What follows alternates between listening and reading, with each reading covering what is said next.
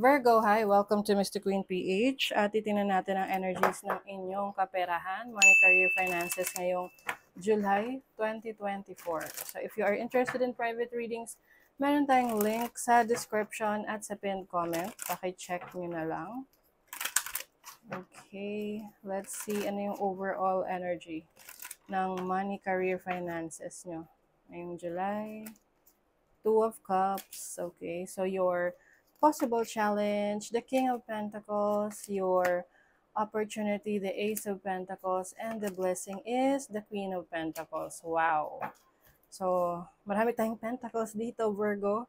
Ibig sabihin yan, masagana, no, ang inyong July. So, overall energy, Two of Cups. Meron ditong agreements, meeting. So, maaring iba sa inyo, makikipag-meet kayo sa contractor nyo o kaya sa ka-business ninyo, no? Pwedeng merong business opportunities, business partnerships. Pwede ring merong contract signing kasi Two of Cups is also an agreement, okay?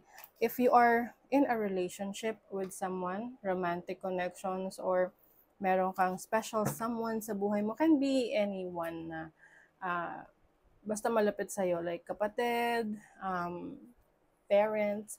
So, pwedeng kayo ay magkakaroon ng business together or project together na pagkakakitaan ngayong July. Ayan. And let's see pa, tignan natin.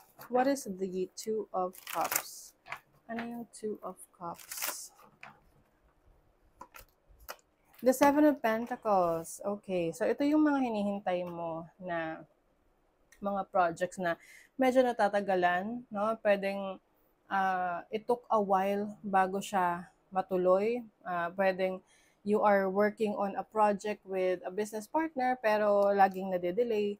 So, it is coming into fruition na. So, ngayong July, makikita mo na yung progress niyan. At yung iba sa inyo, kung meron kayong hinihintay na mapapa-oo pagdating sa sa mga gusto niyo sa work ninyo, let's say gusto mo na meron gawing pabor sa'yo yung katrabaho mo, ayan, oo na siya. Okay, so let's see what is the King of Pentacles. So this is your possible challenge. So maaring merong challenge with an authority, no, sa work, boss mo, can also be a business partner. Pwedeng pwedeng hindi kayo nagkakaintindihan sa ibang bagay pagdating sa decision ninyo. So, it is really good na pag-usapan nyo ng maigi yung mga plano ninyo for your business, for your career. Tingnan pa natin, no? Maring this person is also your fellow earth sign, Taurus, Virgo, Capricorn. What is the King of Pentacles as a challenge? Yeah, the Emperor. So talagang someone in authority, no? Like a boss. Kasi the Emperor is also about planning, no? So maaring meron kang mga plans na medyo makaka-experience ka ng challenge, but ang importante is you keep going, no? Pinagpapatuloy mo. Kung meron kang kailangan ayusin mo para maging in alignment siya dun sa mga gusto mong resulta. So your opportunity is the Ace of Pentacles. So this is a new beginning, a new opportunity for work, for career, for a business. Pwede ring may magbibigay sa'yo ng puhunan.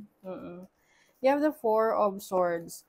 So yung iba, maaring galing kayo sa bakasyon, tapos balik trabaho na ulit, or yung iba, medyo natagalan kayo na walang trabaho, and now, ngayong July, ayan na, magsisimula na yung bagong kabanata ng iyong career.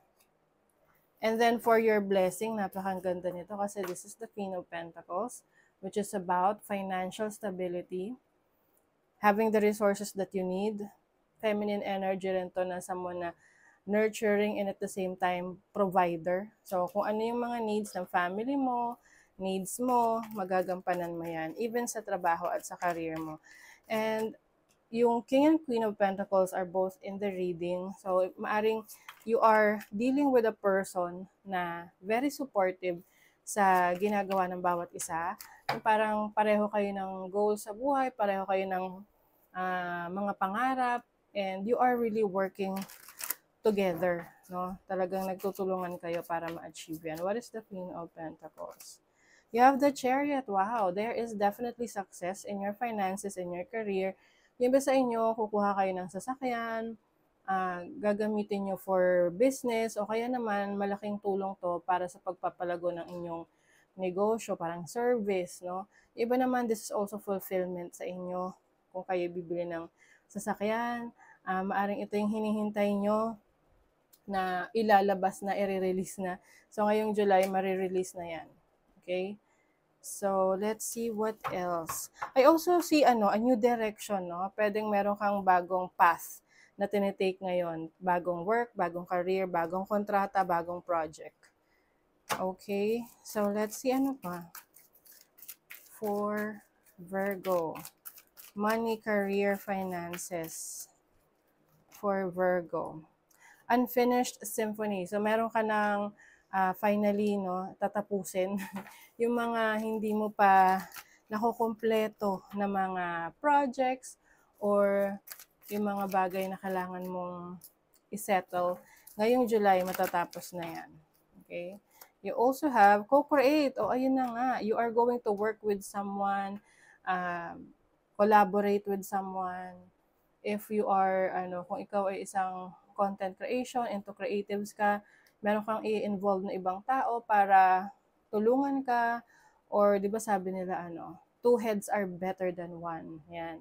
So, it's not just about yung sarili mong ideas, but also ideas ng iba, para pag pinagsama yon, o di ba, pasabog yung inyong resulta. So, this is about working together. Pwedeng iba sa inyo, ito ay malapit na tao sa buhay nyo. You also have flexible. Wow. So, I see expansion in your money, career, finances. Maaring meron ka ring mga bagong pag-aaralan, i-acquire ng mga bagong skills na kung saan makakatulong sa pagiging flexible mo sa trabaho, sa career mo. Kumbaga, mas marami kang kayang gawin. O, 'di ba? Mas marami kang kayang gawin, mas marami kang pwedeng i-offer. Oo. At mas marami kang kayang ma-accomplish. And therefore, mas maraming opportunities to earn money. 'Di ba? Oh, very creative talaga kayo. Oh, may creative force. You are committed. Maaring papasok ka sa isang commitment ngayong July. Commitment sa work, commitment sa iyong project, sa business. Person with water. So, some of you, ang ka-deal ninyo, water sign, Cancer, Scorpio, Pisces, I feel like you are very much connected dito sa trabaho mo. It seems na you are very excited, no, para gawin ito. Yung tipong nandun yung source of happiness mo. You feel contented, you feel good about what you're doing. Kasi 'di ba, kapag gusto natin yung ginagawa natin, lalo na sa work, sa trabaho natin, sa business, parang hindi ka nagtatrabaho 'di ba? Kasi you enjoy every second of it. Let's see what else. You are divinely guided. Your angels and guides have your back. The universe has your back. Ayan. So, stay optimistic. Kasi minsan, no, tayo, parang naiinip. Kasi, minsan kailangan natin maghintay. Dahil, syempre, hindi naman yan agad-agad.